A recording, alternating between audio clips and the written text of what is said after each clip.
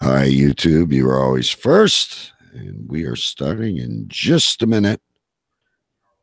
Another brand new Cave Crew Radio. Oops, one more button.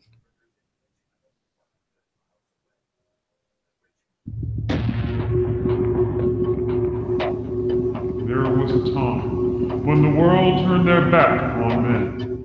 Men with a dream and savage yearning within them. Legions compelled by passion that knows no boundary. A consuming flame that defies plausible explanation. Battling the forces of domestication, they find the courage to band together to experience the awesome power of being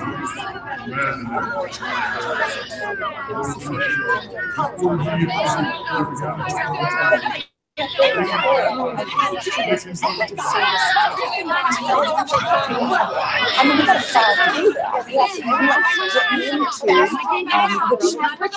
say this with all due respect.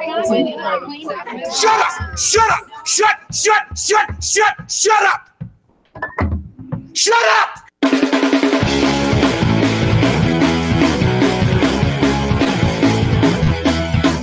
Tonight's broadcast of The Masculine Feminist has been commandeered by the secret society No Ma'am. Gotta go to a place where I get a shot and a beer. Steak, man. Saying we can stop, get pancakes, and then we'll get laid, all right? Why do you drink ice cold beer on a hot day? Mr. Craven, what else are you gonna do with it? To alcohol, the cause of and solution to all of life's problems. The Yankees are champions of baseball! It's a power window!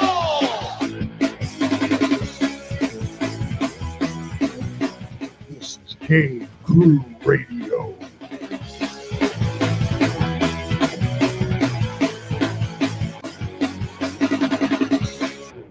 Heidi ho! Indeed, it is Cave Crew Radio. This is DK, and I am live from my cave in Windsor, Ontario, Canada. It's cold as hell. We're supposed to get another foot of snow over the weekend. The groundhog's a piece of shit. I don't know if spring's ever going to come here in Canada. I was bragging how mild it's been, and I should never open my mouth. We got a big show coming up for you, so we're not going to chit-chat too much here at the beginning. Did I mention we're on Spotify? Yes, we are. We are now on Spotify. Now, I do believe I hear Queens, New York.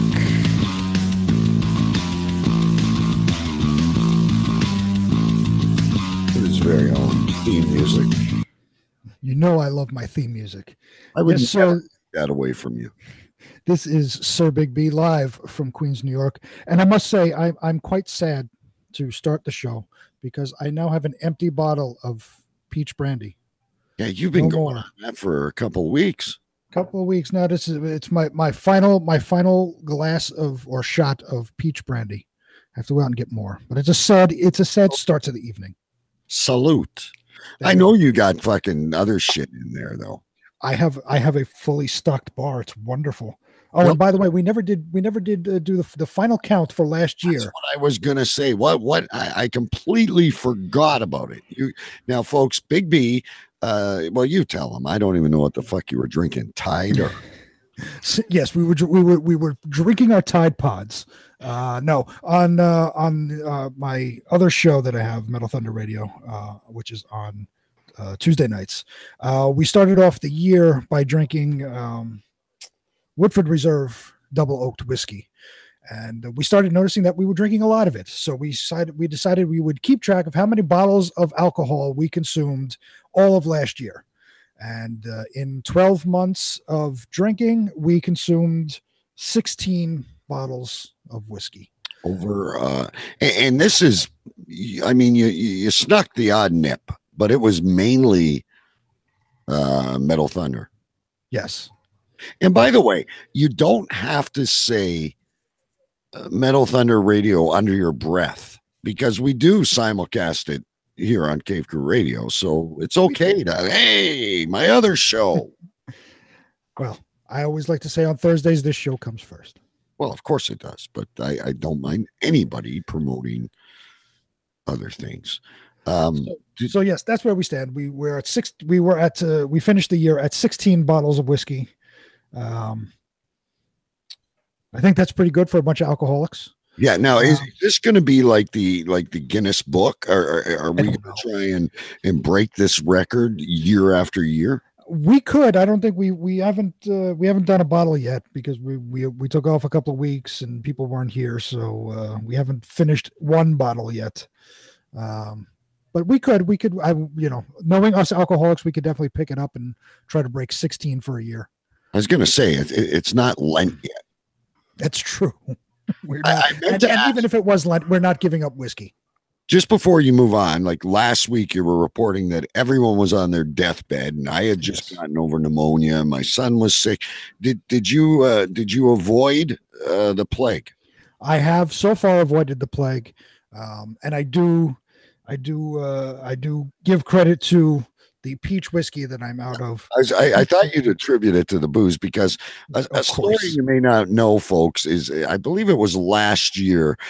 Big B did go to the doctor, and he says he was told to take his antibiotics and a glass of whiskey. Yes, every night. That was literally my doctor's orders. It was right around the holiday season. I was quite sick with bronchitis and whatever else I fucking had. And the doctor's orders were, here's a prescription for whatever antibiotic. Oh, and by the way, have some whiskey. Have a little nip. It's not gonna. Why not? Anyway, do you hear that bastard show skipper part-timer? I hear him knocking and trying to get in. I do believe it is London calling.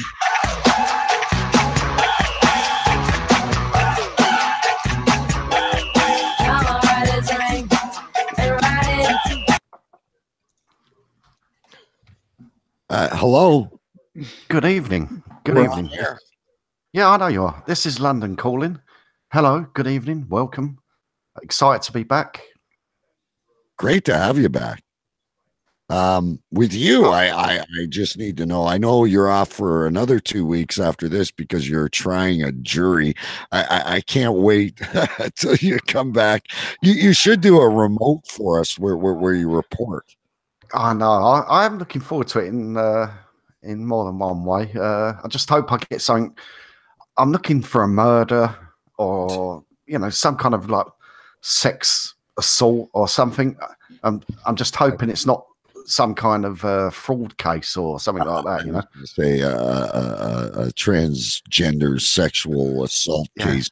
Be right up. I want to be able to see the weapons and maybe let us walk through the house where it was all committed. A little bit like a sort of an OJ situation on that one-legged Olympian, or did he have no legs?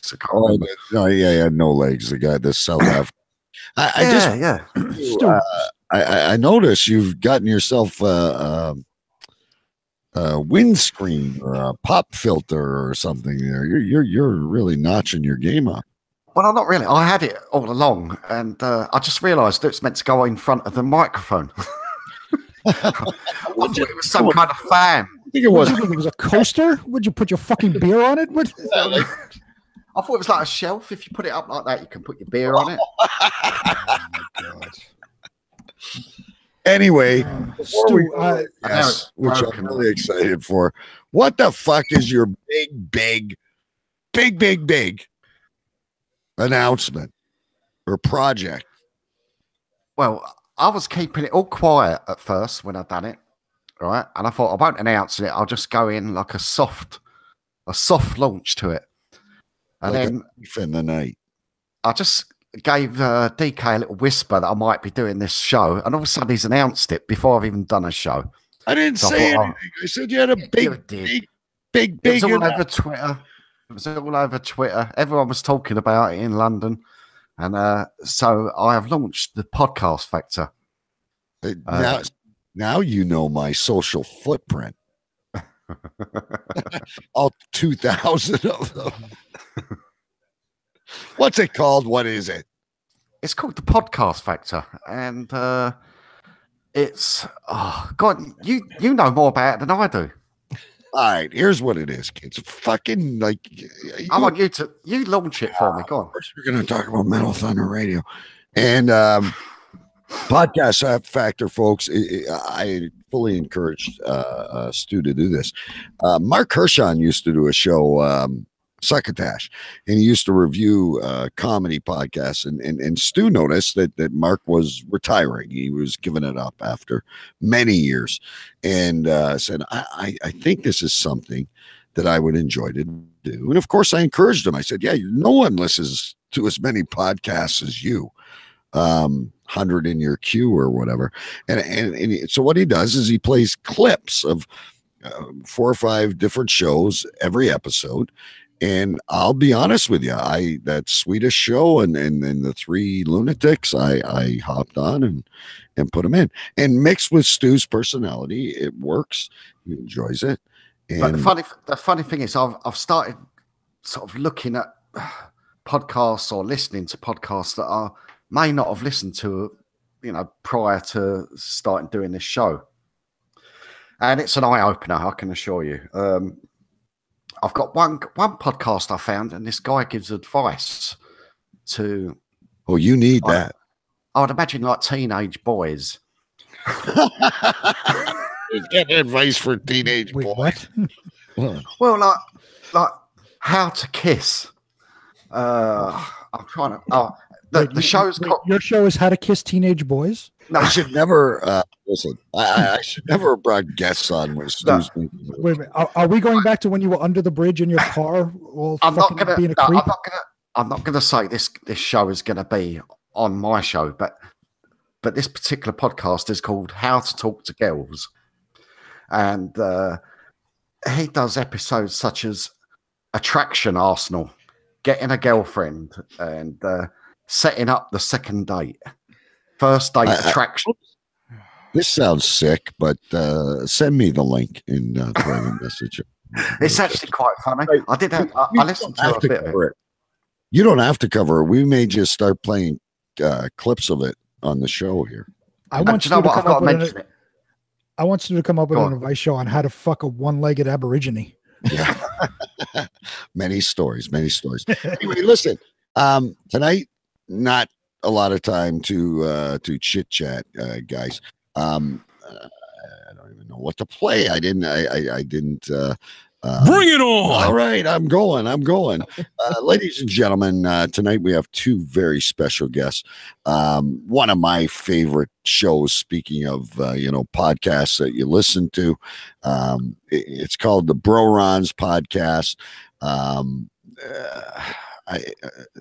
They don't release regularly enough for me because honestly, as soon as they put it up, it's downloaded. It's the first thing I listen to at work, and they like weird news, and they like to make fun of people, and they do funny skits and the same shit we do. So it's a when worlds collide tonight, kids.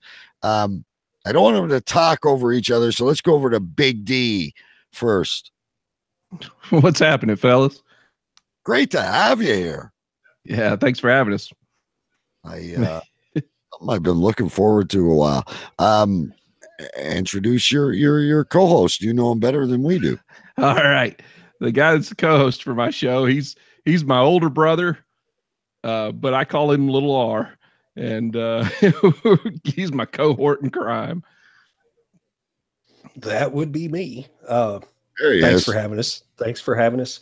I really appreciate the comments you just made about our podcast.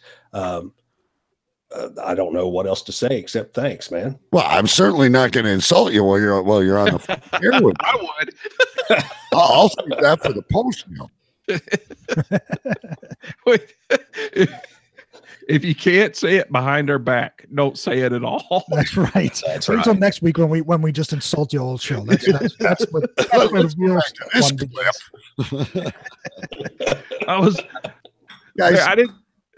I didn't know where you were going with that show about the kids' advice, giving boys advice. I thought maybe it was, don't bend over in front of the priest or something. I've got to analyze this show. I definitely I'm sure we'll be playing clips of it very soon. Guys, before we get into our regular stuff, I suspected you were brothers, but I never really knew for sure.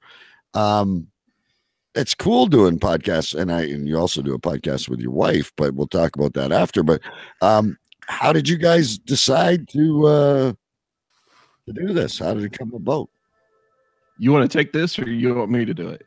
Well, you go ahead, and I'll just interject myself like I always do by talking over you whenever I think that you're wrong.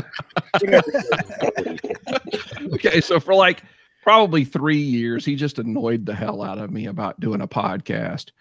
That's not true either. But what it was for years, he's been one of my best friends for years and years and years.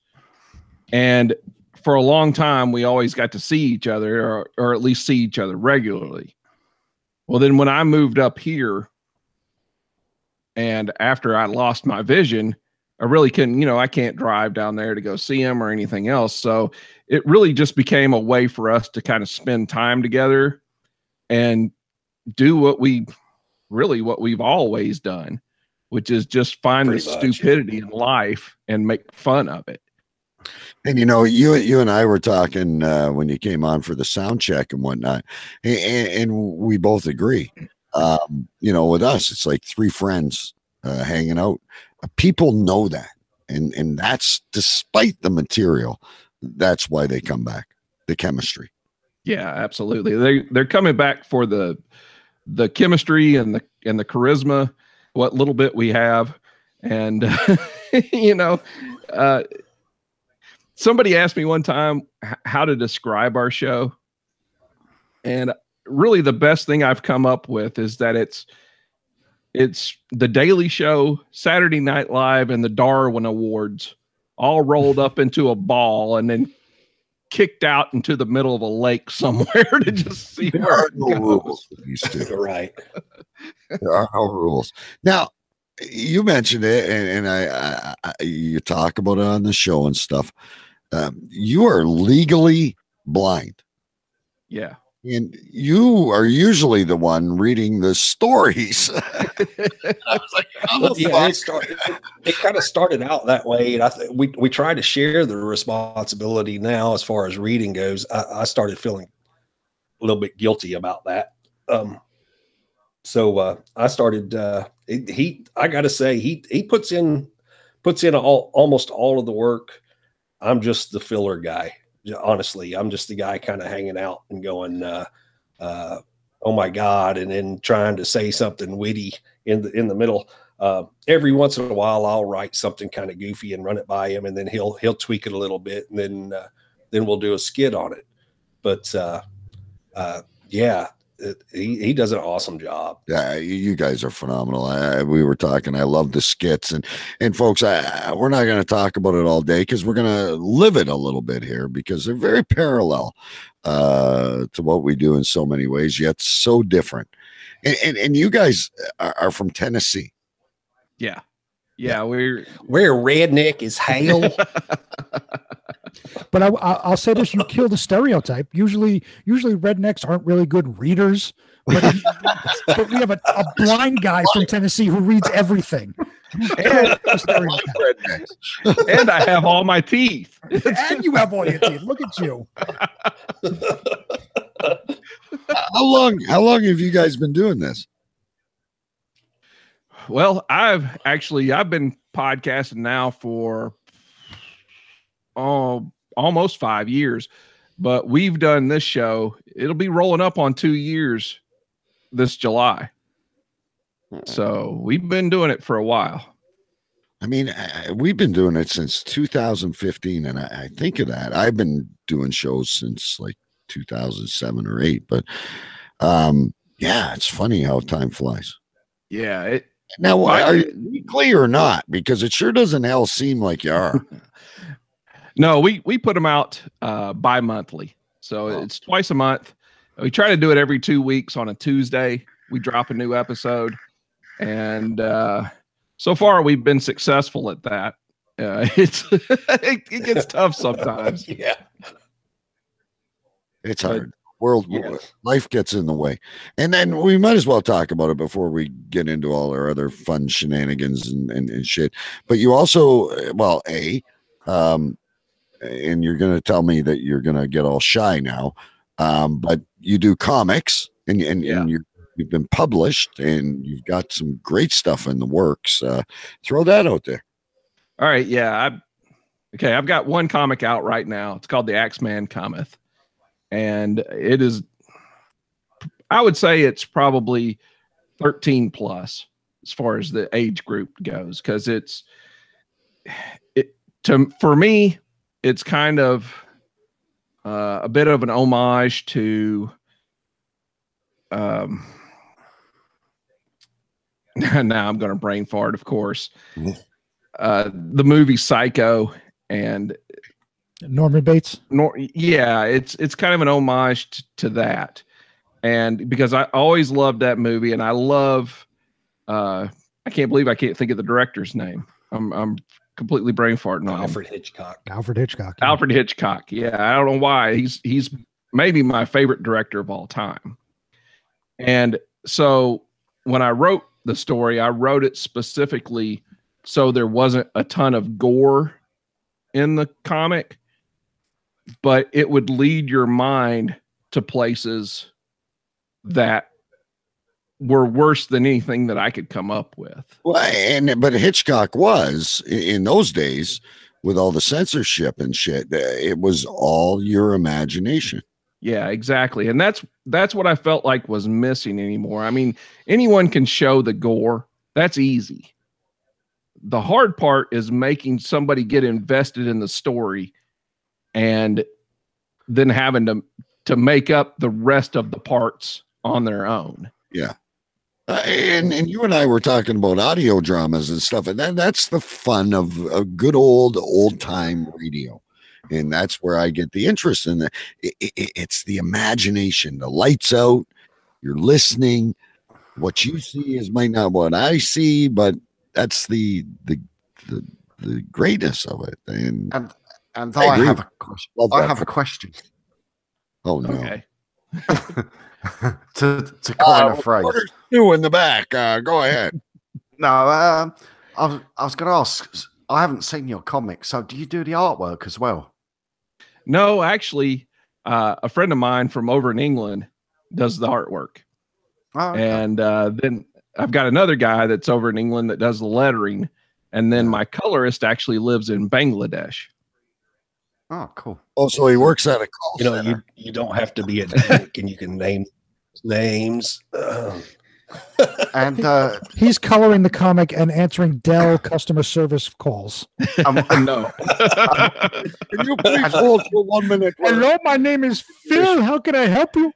I was going to say just a useless bit of information. Alfred Hitchcock. We've got the Alfred Hitchcock Hotel up the road from me, and Alfred Hitchcock was born probably 2 miles away from where I'm sitting. Nice. See, I'm hoping this year in September I'll be over there to do a Comic-Con. Well, you can come and stay at the Alfred Hitchcock Hotel. Yeah, that'd be cool. Stu will take where is this? And then you can go hunting for garbage and fucking trying to take the day in rock. the life of Stu. Where is this published? Like I'm in New York. Can I go to the comic store and grab it, or do I specially order it? No, you can order it. I actually sell it on bigcartel.com. Okay. And I have the hard copies. So if you order it off of there and say, please sign it, I'll sign it before we send it. Nice. So always nice signed items. And then listen, we're going to head into a break. And like I said, we're going to get crazy, folks. So enjoy it while you can. You also do another show with your wife, which is totally nothing like what Rorons are. What's that? And how did that come about? It's called Smoke and Mirrors. And DK here does the intro for it. Right, Rick. Did you say it's called Smoke and Mirrors? Sorry, did you say it's called Smoke and Mirrors? Yeah. Because I always thought it's called Smoke and Mirrors. Mirrors? Yeah. Mirrors. Have you heard the intro? Yeah, I have. Hey, and just to show you what kind of a podcast whore Stu is, who won the T-shirt this month? Yeah, Choo Choo Stu won the T-shirt from us on our giveaway. Stu the other day tells me, I don't mean to get off topic of the show, but Stu tells me the other day, I've just won 3 contests this month. It's nice to get free shit. He's got someone else writing someone's writing a Valentine's song. Someone's writing a Valentine's song for me. Oh, I won on a podcast. Can't wait to hear that. Anyway, they had I was going to say, sorry, just quickly, they had this huge bag of entries, and I'm sure every little bit of paper screwed up had Choo Choo Stu written on them. An expression on their face when they drew it. They went, "Oh, it's Choo Choo Stu." You're always going to have the shirt on every Thursday. I knew I was going to win. Free advertising for you, Big D. Yeah. But that what is that about? Because that is different. Yeah, that it covers paranormal and unusual experiences, as Bigfoot, aliens, you name it. We're going to probably cover it at some point. And we try to get guests on who are authors or people who are in the field of ghost hunting, or like we had the guy who was who won the Spike TV's $1 million Bigfoot bounty. We had him on and talked to him. I'm not quite a pure skeptic, but you have to come at me with some really convincing evidence for me to believe what's going on. My wife, on the other hand, she's more of a believer. She's a little quicker to take the I believe this. She likes that stuff, and she's good on the show too. But last week, Big B and I were interviewing Jason Medina, and he's an author and a ghost hunter. And the thing we both really appreciated about him is he was looking to do debunk before he gave credit. And we both said, you know what, we're more likely to listen, and you're the voice of reason. Before you jump in, you're always asking questions, and I like that. Yeah, I probably should have been a lawyer at some point, because I'm just going to break everything down and just tear away at it if I possibly can. But there's always that little bit of percent that you can't dismiss. Yeah. Well, we had some documentary filmmaker who was doing some Bigfoot documentary, and I was asking questions because I'm a skeptic. I don't believe in any of this crap. So I'm asking legitimate questions, and it was kind of like he didn't want to answer. He felt bad in answering. It was an awful experience. He left the show first, and then his excuse to me was, there's a lot of church people listening. Why the fuck? Church people that gave Crew Radio. We had a couple of church people listen to us once. Once. Maybe the priests would like it, but we're up there in LA with some of the things Stu's done, but so a little longer before we go to a quick break and get into things, which is when you're going to shine. Anything else you got on the go? I hope so.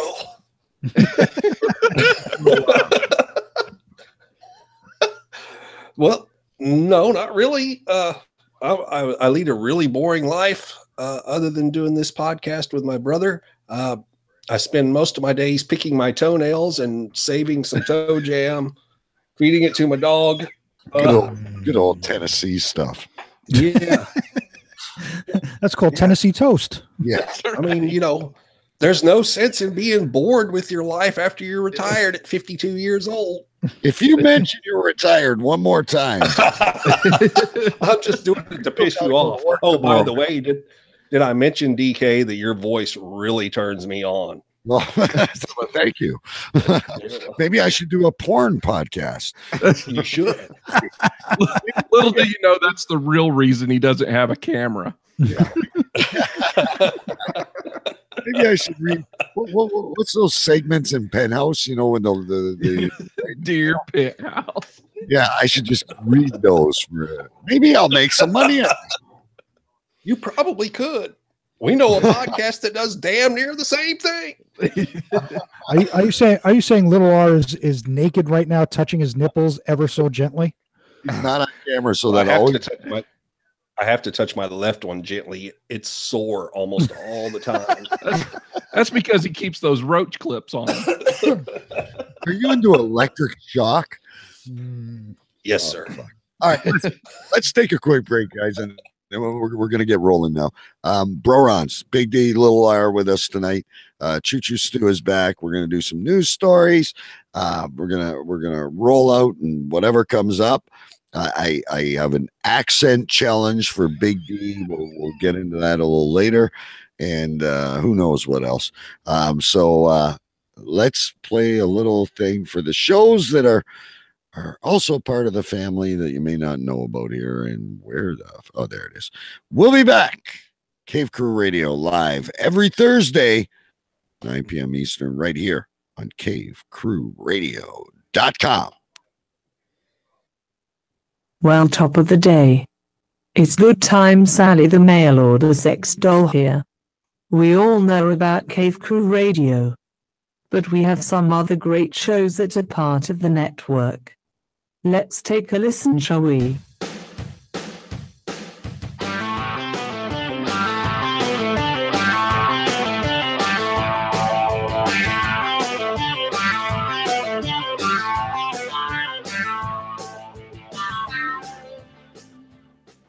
Hey, this is Sir Big B. And this is Ron from Metal Thunder Radio Studios. And you're listening to Cave Crew Radio.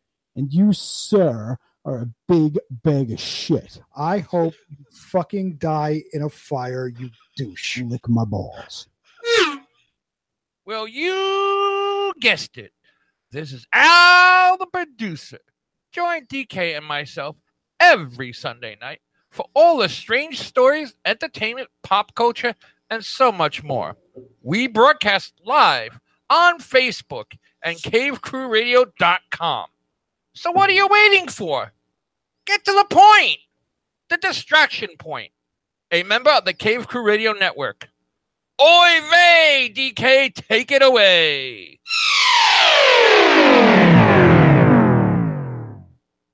Good evening, this is Choo Choo Stu. Do you enjoy discovering new podcasts? Well, you need to get the Pod Factor. That's right, I've got a brand new show, the Podcast Factor. And my goal is to spread the word of some of the best pods from around the globe. Maybe you host a show or have some favourites of your own. But do me a favour and send in a 5-minute clip or just point me to it. Send me an email to the Podcast Factor at gmail.com. Find me on Twitter at Podcast Factor and on the Podcast Factor Facebook page. My show airs right before Cave Crew Radio every Thursday on cavecrewradio.com. The Podcast Factor is a proud member of the Cave Crew Radio Network.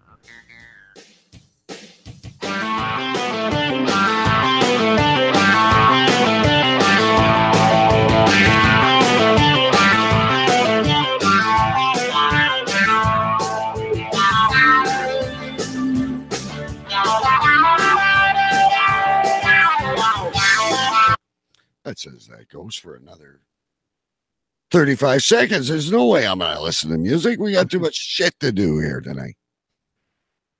All right, here's what's going to happen, folks. We got the Brorons on the show, Big D and Little R. It's you, Big D, who does the accents, right? Yeah. All right. If you want. Let me set this up here, guys. We are going to do an accent challenge with Big D. I am going to throw out different countries at random, and he is going to he is going to do those voices for us. We'll see how good he really is. I'm just seeing if I got the original. Where is it here? I might not have it. I thought I had it. I don't have it. Shit. Okay. I thought I had it. Anyway, that's not what we're doing anyway.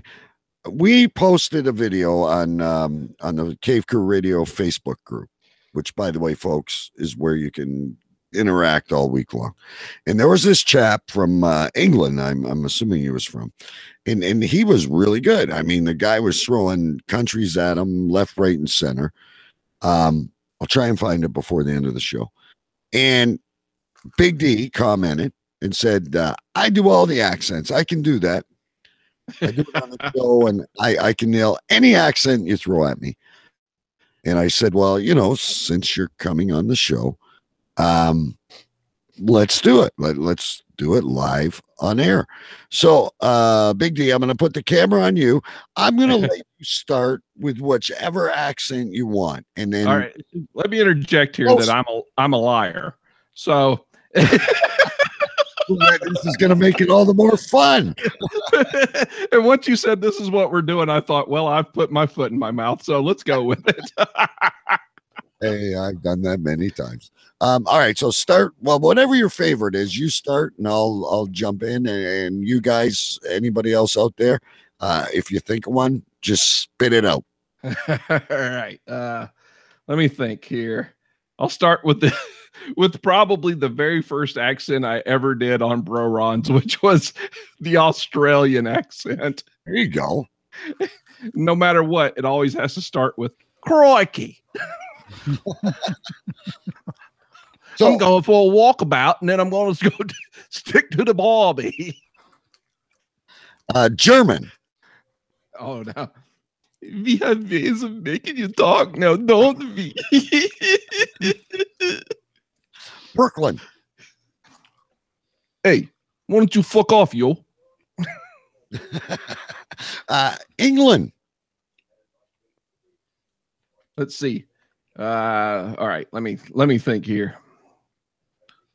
Saw it off, you bloody wanker. Say, take the piss. Look, when we're on when we're doing our show, what we do is just take the piss out of everything we can find. Japanese. Oh no, rights again. You should be watching a video, folks. You got to go listen to watch Jamaican. India. You've been taking you for a shopping at a Quickie Mart. Southern Baptist. Can I get an amen? Hallelujah, yeah, praise God. Tennessee. Oh, sorry, go ahead. No, I said Tennessee. Tennessee. I just got done brushing my teeth. All four of them. Mexican.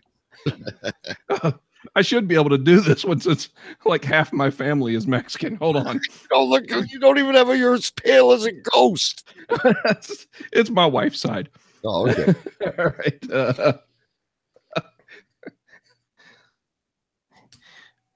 You can fit 30 of us in a car. Russian. Well, Russian. Russian. All right. Here we go. Let's see. Oh, man. This is going to suck. Channel your inner Ivan Drago. Yeah. That's you can buy a wife 30 ruble. We send her there. Don't you know I got that on every single advertisement I've ever went. Give us a Canadian. All right. What's that about, eh? That sounded fucking Australian. Eventually, all of mine just start blending together. And they all just sound like one accent. Give us a Martian. A Martian? Yeah. You make me very angry. Very, very angry. All right. Let's get difficult here. Southern Swedish. Icelandic. Southern Icelandic. Damn, it's cold as a motherfucker. Listen, you said you listen to go after listening to the podcast factor. Give us a Swede. Oh, Swede. All right, I can do this one. Bergen, Van Schmergen, Durgen. This was one of the shows that Stu put up on his podcast factor, and I just enjoy listening to them say "fuck." Yeah, I did too. I actually really liked that podcast. What bit I listened to of it. I don't know if it's any good. I like the fact during all this that don't call me out anymore on this shit. I like the fact that during all of this, the Japanese one was the only one with a physical component to it. Where it got to pull his eyes back. Here's the thing about that. That was actually me paying tribute to my dead father-in-law. He was a little Mexican guy, and that was his favorite joke of all time. And he would just tell it all the time. You know, he just thought it was hilarious. And so I thought, okay, if they say Chinese or Japanese, I'm doing that for him. Now, I have a question, as Big B would say. Your glasses, are you missing an arm on the one there? Yeah, it broke off. Optical, not good for a blind guy to have a broken. It broke off about why you even got them on. Yeah, the only reason I got them on is because I know eventually I'm going to have to read off of this gigantic screen I have here. What I should do is whenever I pull the story up that I'm going to read, I'll flip around the camera so the people watching can actually see how big the letters are. Gotta see this. And again, folks, we appreciate you listening, on the audio feed and downloading the podcast and all that good shit. And we love it. But in all reality, you got to check the YouTube out on a lot of this shit. We do a lot of visuals. Speaking of which, let's get into it because we got to get little R going a little crazy here. He'll get all bent out of shape now. It's time for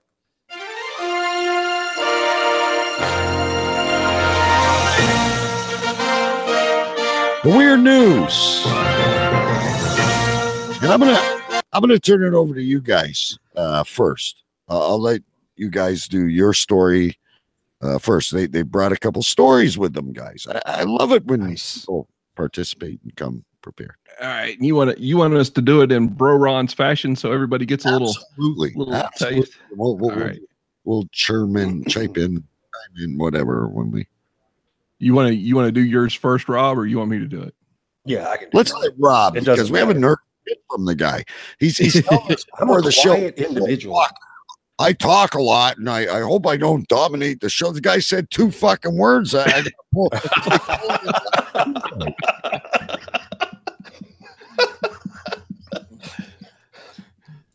Take it away. Okay, shut the fuck up and be quiet, and I'm going to read now.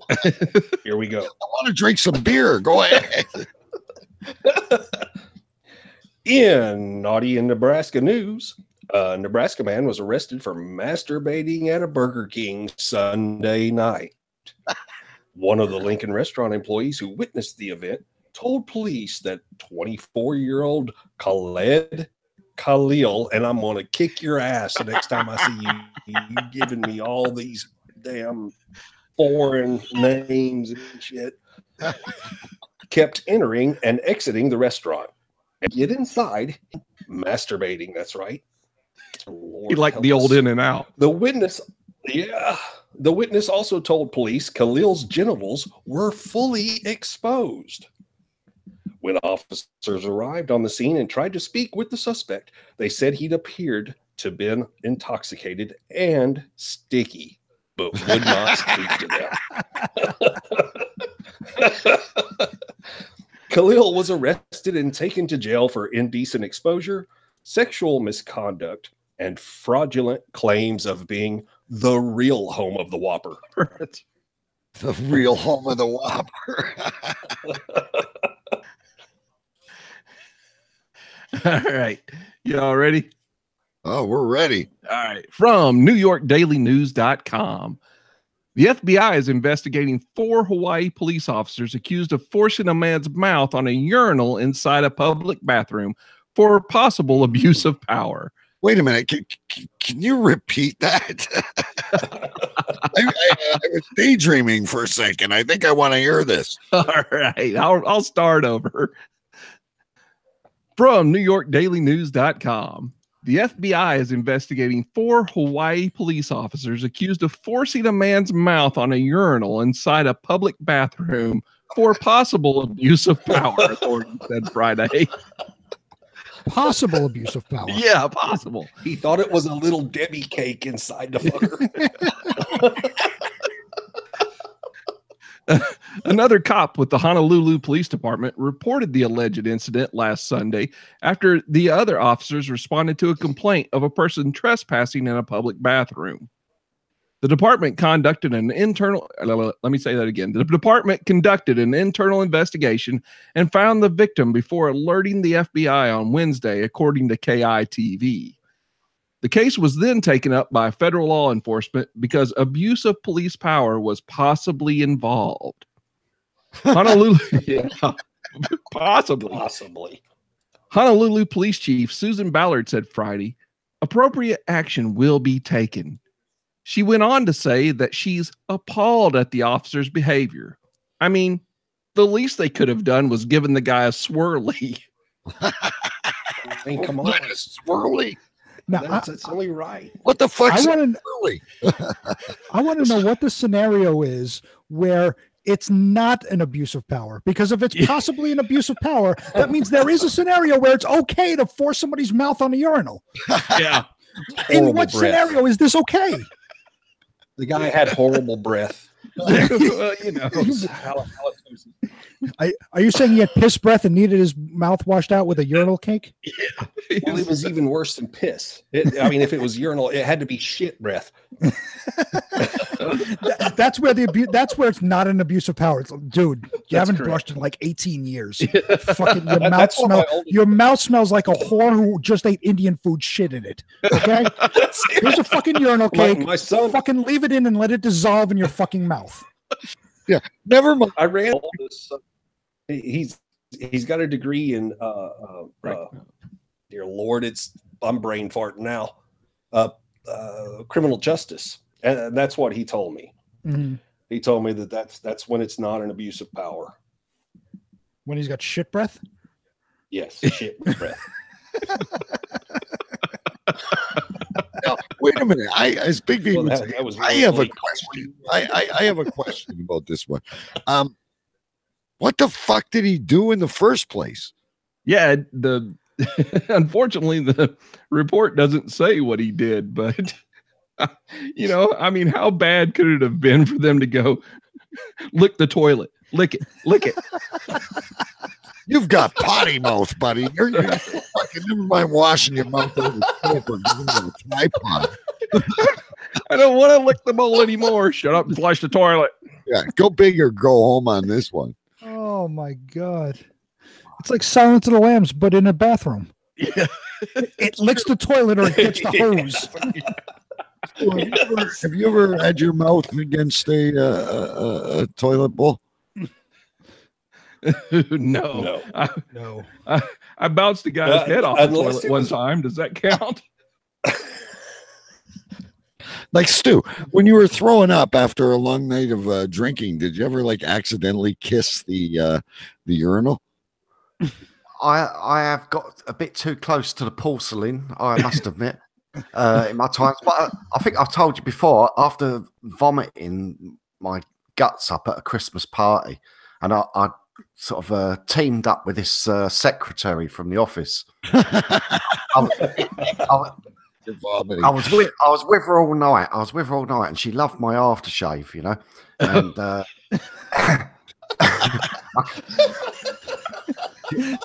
she liked me, but she loved me aftershave. But anyway, I went to there's nothing. I went to the bathroom. Sweet bile, and I'd been drinking for about 3-4 hours or something. Anyway, I'd gone to the toilet and I threw my guts up and I come back out and she's straight back on me again, kissing me and all that. And she went, "He smells gorgeous." And it's Do you have any pictures of any of these girls that you tell stories about? Because I can still see, I can see all of my girlfriends in my mind's eye, like, you know. I do occasionally search for them on Facebook or something, see if I can stalk them, but I think they've all changed their names since they've split up with me. You get a little stomach acid, you put it behind the ears, on the wrists, on the neck a little bit. It's wonderful. That's the same girl that liked the old rusty trombone. I was going to say about this story that, like when you're getting sick, you're driving the porcelain bus. I was wondering if this fellow was speaking into the porcelain microphone. So I look, you don't have to explain to us because we're often left with many questions. No lawsuit, no suspensions, nothing, right? No, it said actually at the end of the story, it said that they were on paid administrative leave. Well, that's their favorite one. The rest of us just get fucking fired. So vacation is what they were on, basically. Desk duty. Right. Both on a toilet. Now I've forgotten what the first story was about. I think I had a question. But, it was about the guy masturbating in the Burger King. Oh yeah. Who the fuck would do that? Then again, folks, there's nothing wrong with a good whack off. We all do it. If you say you don't, you're a fucking liar. Yeah, why Burger King? The smell of burger. I don't know. We did another story several episodes back about a guy that was doing it inside, or locked himself inside of the bathroom and then come out whenever he is about to come. I think that was in England. Okay, but it was at a Burger King. Yeah, I was at a Burger King there. It must be something. I'm wondering if Burger King has aphrodisiacs in their secret sauce or something. It could be. There's 3 main locations we seem to get stories from all the time: Florida, Ohio, and Great Britain. And those. Yeah, you know what? I've noticed that Ohio is really starting to catch up too. We actually had a song that Big B sent me a long time ago. I'd have to dig it up, but everyone from Florida is like everything comes from Florida, but not so much anymore. The world's getting jealous. There used to be a treasure trove of stories coming from Florida. You could spend we spent almost a month.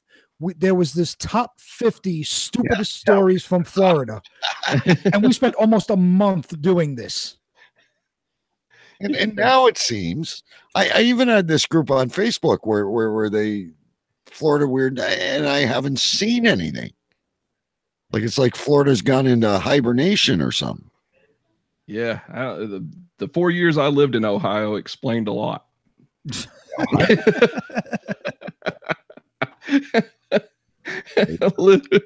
You live right outside of Cleveland, and a lot of stuff starts to make sense.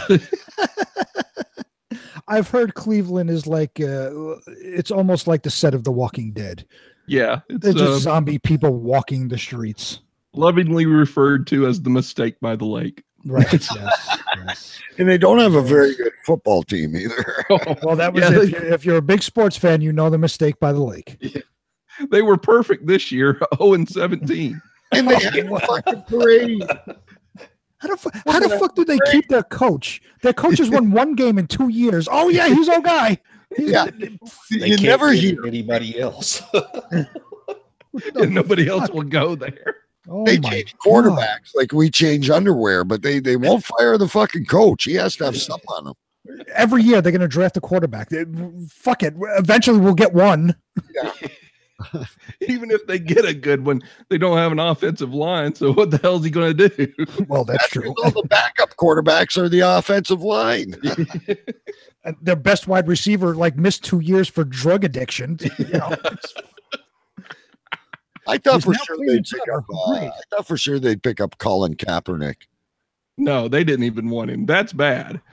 Yeah, I mean, if you can't find a home in fucking Cleveland, yeah, I really don't think Cleveland rocks. I'll tell you that. But while we're on the football subject, let me say this: Josh McDaniels, eat a dick for cutting out on the Colts. Oh, what a fucking dickhead! You see, his agent left him too. He's like, "Fuck you asshole! What's wrong with you?" I think Belichick is going to get retire, and they probably said, "Look, this is you're the heir to the throne. Now you're not going to have a team once Gronk goes and stars in movies, and the Bionic Man finally decides to pack it in." I can't wait till fucking 3 years from now when Belichick retires, because he's still going to be there for at least 3 years. I can't wait till 3 years from now Belichick retires and they get another coach and leave fucking McDaniels as still the offensive coordinator. Fuck him. Sorry, we forgot about you. Yeah, we'll get you next time. What movie is Gronk going to star in the live action Croods? He looks like he's like a caveman. Or something today. And apparently The Rock and all you'd be a great live action star, Gronk. He'd be the remake of Encino Man, maybe. Yeah. The problem is all that reading. You can't.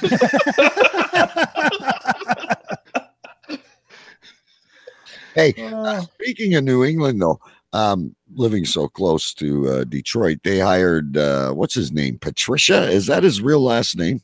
Yeah, Matt Patricia. Okay, so when you see him on the field with the New England team, he had this big bushy beard and he's never dressed up. Well, he trimmed his beard down and he was in a suit. Had a hard time thinking that was him. But I always thought his voice would be something like, "Yeah, you know, I'm a tough defense guy." He sounds like fucking Beavis.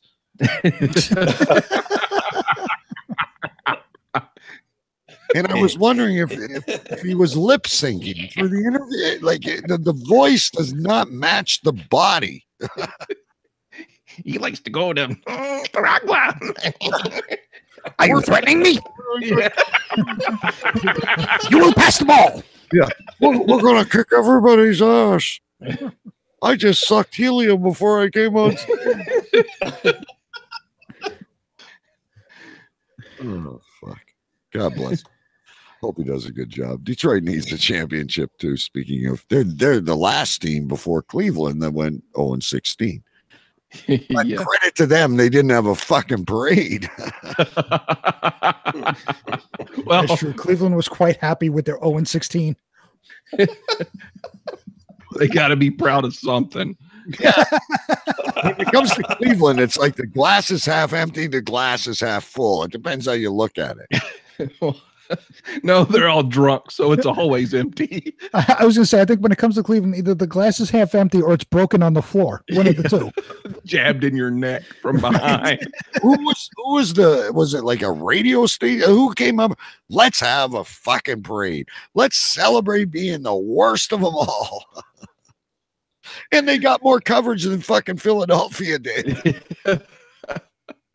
I mean, man, after they won, I mean, it's notorious. The Philadelphia fans are like, it's a place where you don't wear an opposing team's jersey, and everybody knew, win or lose, the city's going to get trashed. I mean, they were putting motor oil on the street lights, the lamps. But they were and I don't understand. Your team just won. You should be happy. Get ready for the parade. They're smashing windows. One fucker jumped off a building.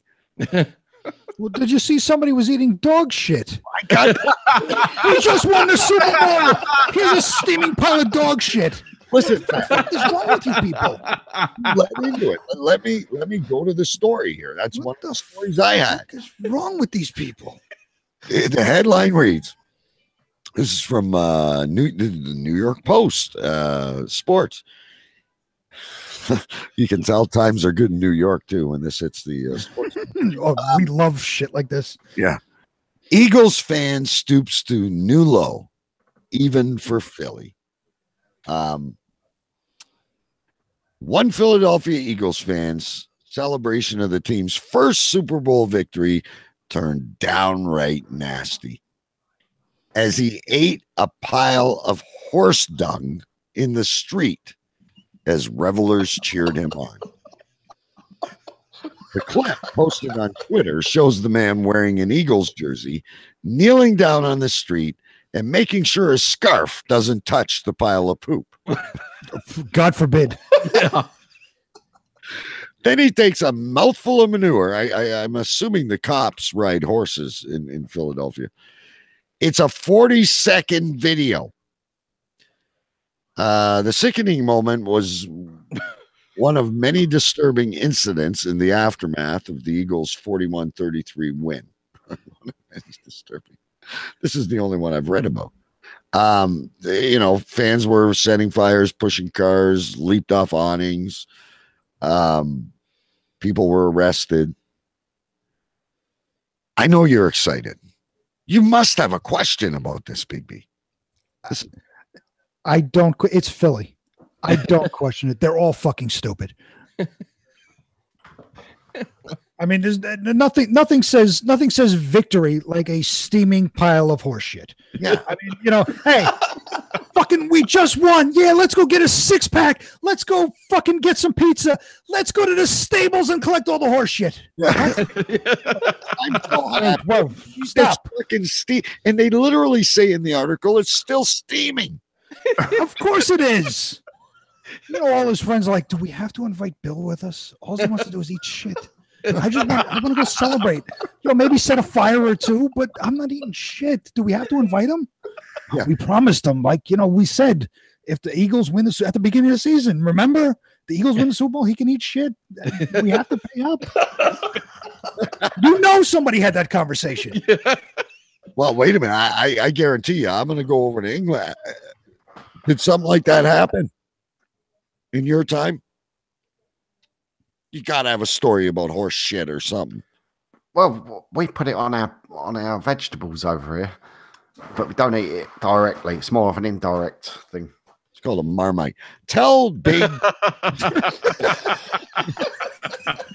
tell Big D and Little R about the black stuff. Famous on this show. Well, there's a couple of types of black stuff. There is the actual compost, and there's we get about 10 tons of horse shit dumped in our allotment every couple of months, and that is steaming. It's actually really aromatic. It's actually quite nice. Guys, listen, I gotta tell you, because I talked to Stu, on Facebook, because we don't actually text, but whenever the freaking load of the horse shit comes, it's a fight to get your two wheelbarrows worth. Yeah. Oh, absolutely. Well, 6 wheelbarrows, but we always stretch it out to about 20. By going guys out don't do different chicken times of shit, day, though? and at 4 o'clock in the morning. See, we do those tomatoes we that do look chicken like they grew from steroids. Yeah, we do chicken shit here. Yeah, it's my wife buys we buckets fight of over that. chicken shit. I just use buy So you just use the plunger? Is that what you said? Oh no, I mean all the shit that the dogs do over the winter, just scoop it into the garden and No, makes flowers pretty.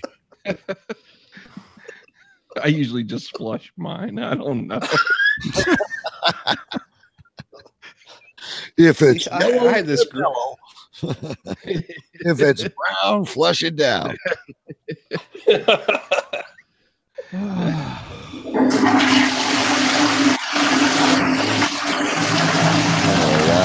Leave it to the Eagles fans. I don't know if I should be sharing this. Choo Choo Stu just messaged me, but I like you guys, and you've done us a favor by coming on the show. I'll share this link out to you. Choo Choo Stu found a new site. It's called WeirdUS.com. All right. Nice. And it's got all the weird stories by state. That would last us 52 shows. so you can have a little quiz there, and you read out the story, and you got to guess the state. Okay. Yeah, that's a good I would do idea. nothing but say Florida. And 99% of the time I'd be right. Yeah. It didn't happen in Florida. Were they from Florida? Yes. All right, well, that counts.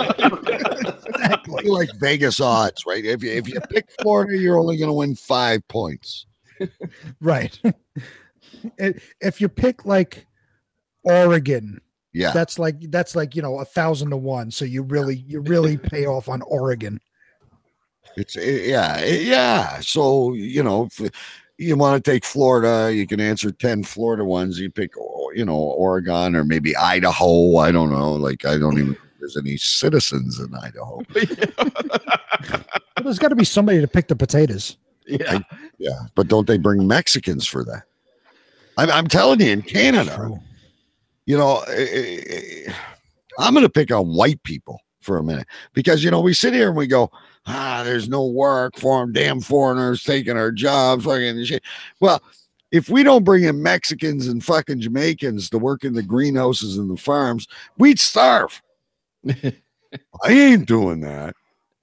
Fuck away. I don't care if I go hungry. I'll eat horse shit. Yeah, just like an Eagles fan.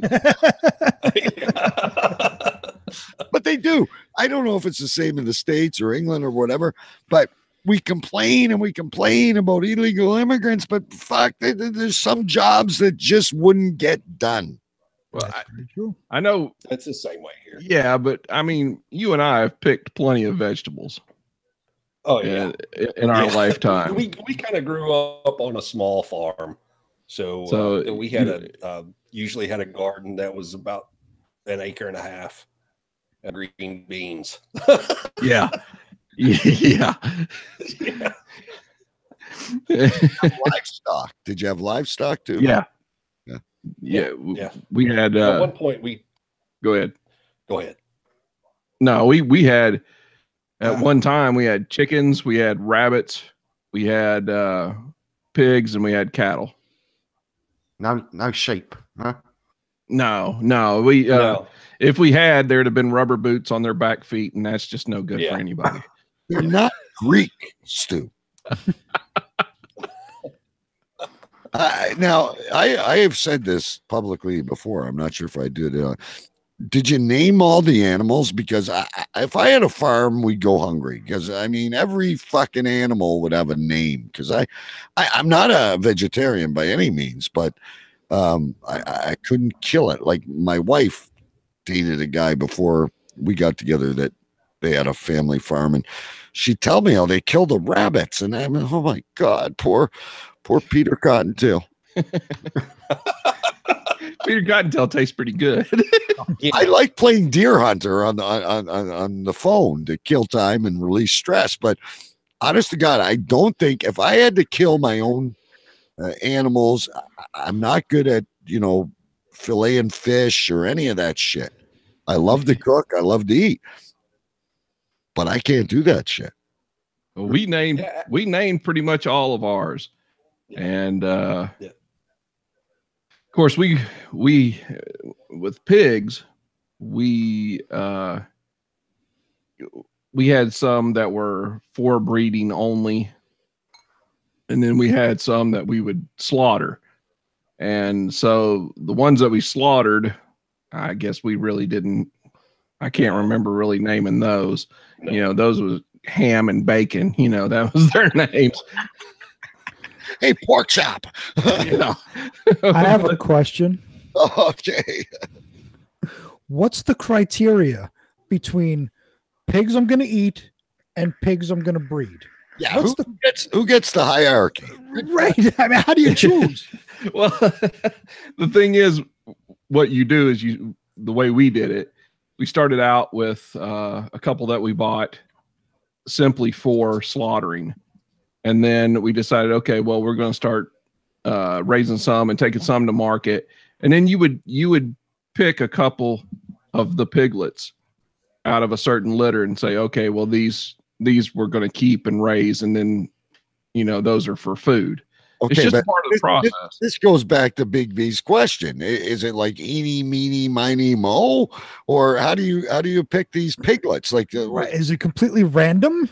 Yeah, Yeah. I mean, you look for ones that look like they're going to be good, solid, pigs.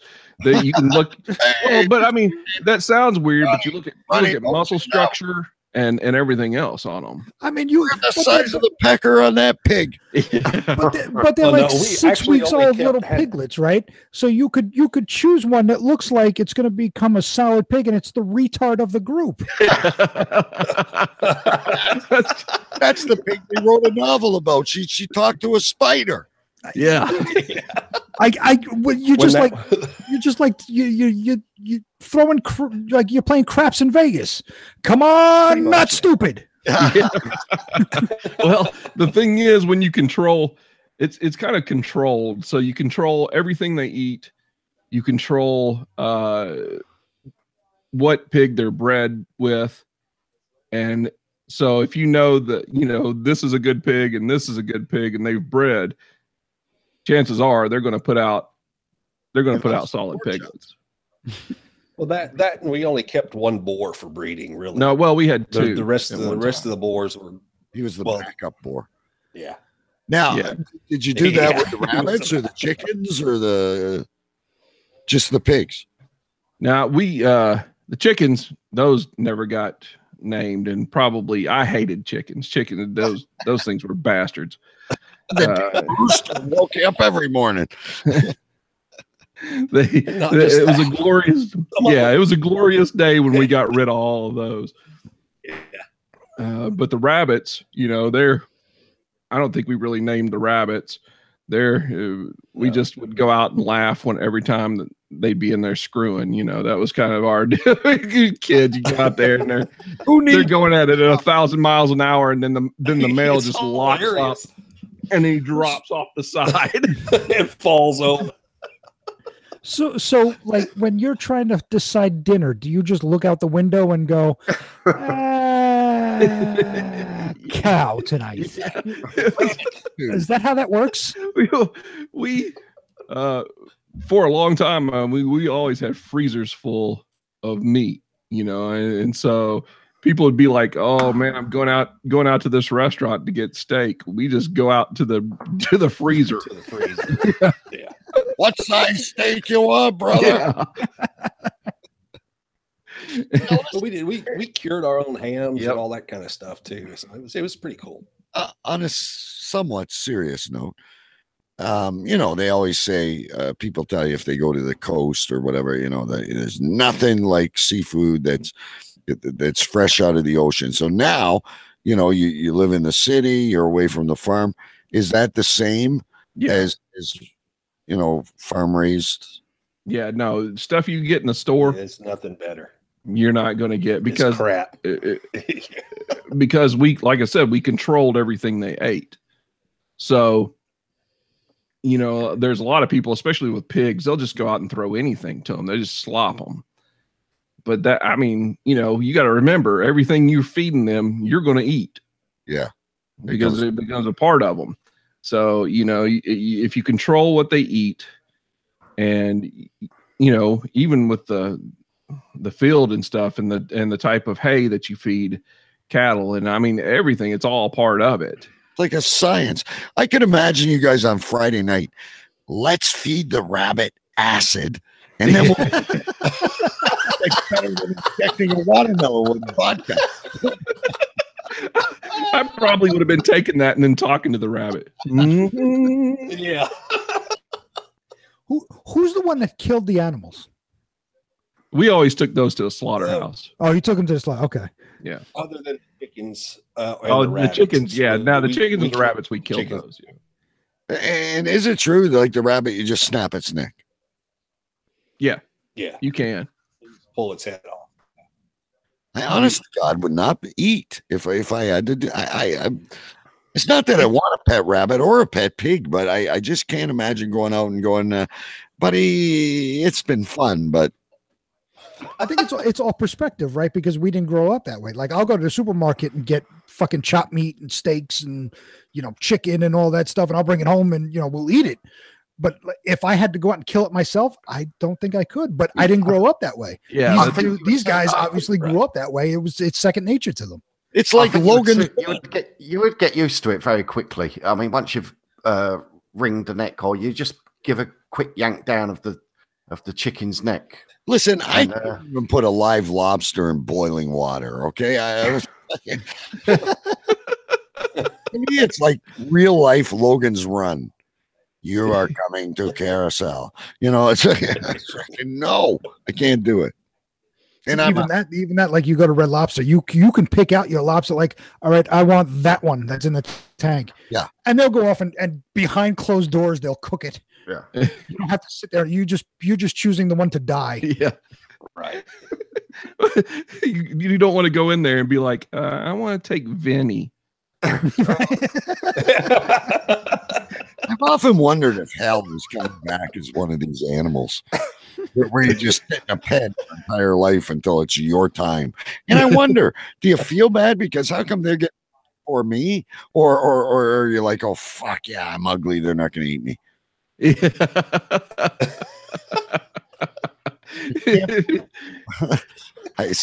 I can't believe where these conversations go sometimes. All this started with horse shit. Yeah. And somehow it just tell the story about Dad knocking the pig out. Yeah. Oh yeah. We started with a guy eating horse shit to talking about beautiful steaks. Yeah, that was a fun story. You ought to tell that one. Our dad, we talk about our parents quite a bit sometimes. On the show. And he knocked a pig out one time. Yeah, he was carrying them to market. He had 2 or 3 sows, female pigs, in the back of his truck on the sides, and one of them had climbed up on the side rails and just about tipped the truck over. And he gets into the door and hammers this 400-pound pig in the head and knocked it out with his fist. Just blam. Damn, back in the truck. The bad part was right after he did it, he immediately felt bad because he thought he killed the damn. You're taking the thing to the slaughterhouse. It's going to be hung upside down, up throat split. You feel bad about punching it. He was out there with the water hose spraying it like, oh, come back. They don't take you if you're not moving. Wake up. I'm sorry. I bet she said that too. I'm really sorry. I remember thinking to myself, I never want him to hit me. Yeah. Not going to 400 pounds. You're talking about brain damage if he hit you. Jesus. He does that to a pig? Our parents are great. They told us they can't listen to the show anymore. He was that driving. Or did he hit a red light and he did it then? I didn't hear. We didn't. I didn't hear. Like, was he still driving, or did he stop, hit a red light, whatever? And... Oh no, we had just loaded him up. Oh, okay. So he's still at home. Yeah, but yeah, no, he was like Rob was saying. Our parents listened to like the first maybe 3 episodes of our show, and then they were like, "We can't listen to this anymore." I can't believe this is what we raised. Yeah, we were obviously. I'm the one that got the lecture. Maybe there really was LSD in those animals.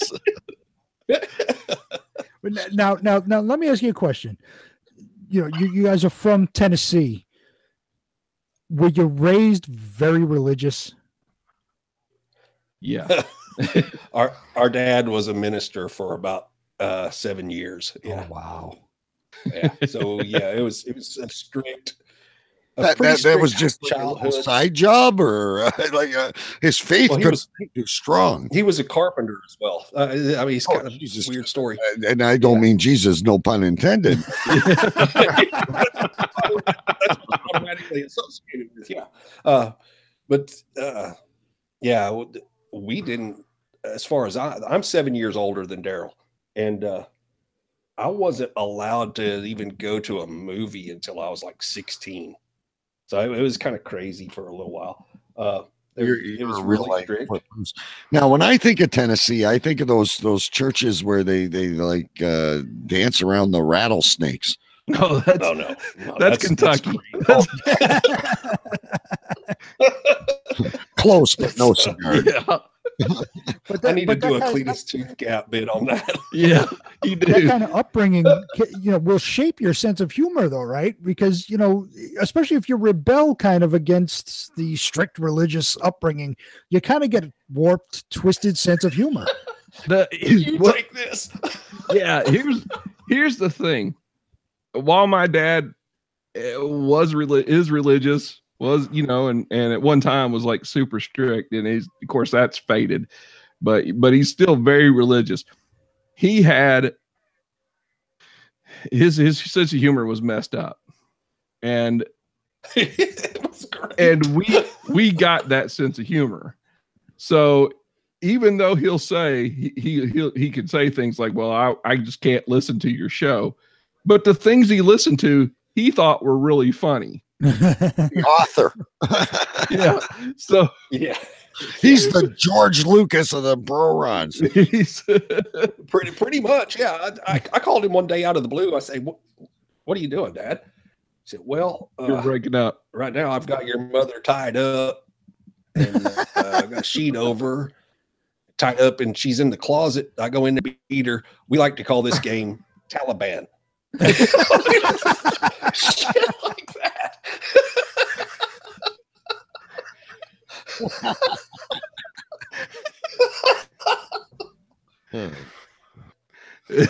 So yeah, that's where we get it. I think we all might have a little fun with this one. Stu told me about this story and posted it in the Facebook group. It was done by another show, but I don't think they have any listeners. So apparently there's a new trend going on. This is from Laudable. Men are measuring their peanuts, measuring their penises with toilet roll tubes. Is that for girth or length? Hold your questions. I think both. It's wonderful. And you'll never convince me otherwise. However, as much joy as sitting and staring at my phone gives me, every once in a while, I come across something that makes me think that's quite enough internet for today. Apparently, this isn't a new practice, and men have been using this as a measuring trick for a while. However, it's come to prominence again thanks to this tweet. And it's in fucking Japanese, so obviously I can't read it. This really breaks it down. Let Big D read it. Put his eyes back and everything.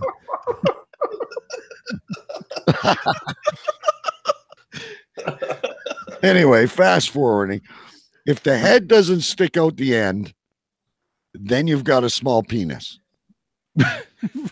Around 2 centimeters over your average. And if you've got 4 centimeters over the through the hole or whatever, and the whole head's out, you've got a monster. It's measuring proud flesh. Yeah, it's length maybe, because it doesn't want to say that problems arise when you're using it for girth. If you rip it in two like a Pillsbury biscuit, you're doing good. Don't twist and pop. Never forget. Don't squeeze the Charmin. Don't stick your dick in the Charmin. Is what they need to say now. what I'm wondering is, because no one will admit it, how many people listening are males, obviously, are going to go at some point the next time they see an empty toilet paper roll in the bathroom garbage and grab it, and no one's watching. I just wanted to try it or what? Mr. Whipple's my bitch. Does it? Get it. Yeah, is it soft or hard? I'm assuming erect. I've never done it. I'm just reading the story. I didn't know you had to be erect. Yeah, report back. So Stu did it wrong. I guess it's how confident you are in yourself. I don't need no fucking boner for this shit. I didn't know you had to be erect because I was just thinking, I'm just average. There's probably 2 schools of thought on this, right? There's those that do it after a big meal and drinking, and let's check it out. And then there's those that morning Woody, let's go. Best results, just like when a woman thinks she's pregnant and she's got to pee in the morning. Best time to measure your cock, first thing in the morning. Stu said his nickname was Daddy Longshanks. They call him Tripod. Lord. All right, listen. Anyway, guys, it's getting to that point of the show where we got to wrap things up. I have had a ball. I hope everyone listening has as well. I mean, I was really super pumped up for this, and I will say I am not disappointed. Good. At least not till next week when he talks about it. Next week's show will have audio difficulties because we'll only air it out if you're on the email list. You're not one of the Brorons or one of the poop networks. Poop network. By the way, folks, I do have to mention that we do not have a show next Thursday because I've got to go see a Jersey be retired, and Stu's in jury duty. So unless we get together on another night and do it, we'll be in hiatus for 1 week. Well, let's go around. I'll give you Stu, Podcast Factor Chapter 2 or whatever. When can we expect that? What's going on?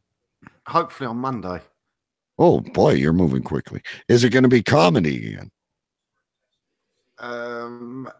It's going to be a mixture of things. Actually, there's going to be a couple of bits of comedy in there, but Okay, I'm going to leave it as a surprise. Do any of us make the Podcast Factor? Well, you won't make the episode this week unless you've done me a little jingle, of course. Stu's, you know what it'll be for us guys? Oh fuck, I gotta do a show in there. I got nothing. I need some filler. How about the bro rods? There's a lot of Cave Crew Radio. Let me search through the 180 shows. I'm sure I can find something. Big B, what's up with Metal Thunder Radio? Live every Tuesday night at 9 p.m. Eastern, right here on Cave Crew Radio. Replayed on Mile High Radio every Wednesday night at 8 p.m. and on 102.7 WSNR every Thursday night at 10 p.m. Eastern. And apparently you won't hear us on the fucking Podcast Factor. Fucker. Well, you never know. You never know. Although I will, Stu did pop in the chat. I mean, most people, they go to bed and put a bit of soft, relaxing music on. What do I put on Metal Thunder Radio? Yeah, there's nothing like a little death metal for relaxing and sleeping. Why not? Metal. You're gonna sleep well. Do you want to listen to like sweet sounds of thunder and lightning or fucking Anthrax? It's joking aside, it's a really good show. They have some good banter going on. The music's a bit crap, but they need a bit of Johnny Cash. We don't come for the music. And this is the reason why we're not going to be on the fucking Podcast Factor. Maybe listen, fuck yourself. Maybe you'll do like the worst of the worst, and we'll all get there. Yeah, well, apparently now, according to him, Metal Thunder Radio will be number one on the worst of the worst. Yeah, the poster for that show will be a giant stop sign. It'll be the fucking Philadelphia Eagles fan eating fucking horse exactly shit. what I was thinking. All right, guys. Big D, Little R. I can't tell you how stoked I am. Not just because you've been great guests and been a lot of fun, but I'm not doing this to flatter you in any way. But you are one of my favorite shows. So tell us, how do we listen to the Bro-Rons? Where can you be found? And go ahead, slide the Smoke and Mirrors stuff in there too. All right. So you can find Bro-Rons every other Tuesday, and we drop a new episode this Tuesday. And you can find us on Podomatic, iTunes, Spreaker, TuneIn, iHeart, basically everywhere but Spotify. How the hell did you get on iHeart? I can't figure out. If you go, all right. Well, we'll talk about that later. But yeah, and then Smoke and Mirrors, we drop it the alternate Tuesdays that we drop the Bro-Rons, and it can be found on all the exact same ones. I mean, we're everywhere. You can find us all in the same damn things because there's only like 5 or 6 of them.